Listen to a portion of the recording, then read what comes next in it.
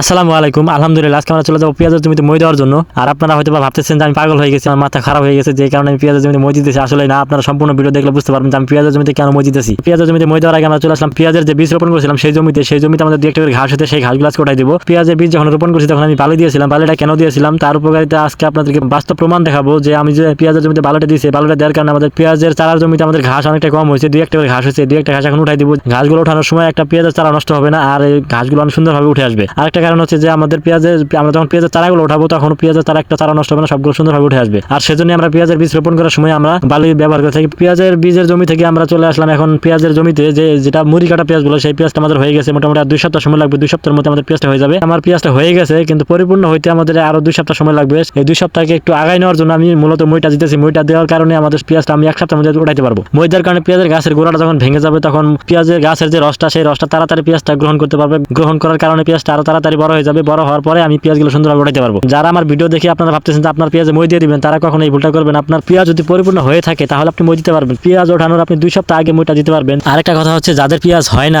আরো 20-25 দিন সময় লাগে হইতে, কিংবা 1 মাস সময় লাগে, তাহলে আপনি মই দিতে যায় না, তাহলে আপনার নিজের পায়ে নিজে গোড়াল মারার মতো একটা কাজ হয়ে যাবে। পেঁয়াজটা নামতে পারবে না, পেঁয়াজটা আর হবেই না। সেজন্য আমি বলবো যে আপনাদের পেঁয়াজ যদি 2 সপ্তাহের মধ্যে হয়ে যায় তাহলে আপনি পেঁয়াজের জমিতে মই দিতে পারেন। আমার মতো এইভাবে মই দিতে পারবেন, তাহলে আপনি 1 সপ্তাহ আগে পেঁয়াজ উঠাতে পারবেন ইনশাআল্লাহ।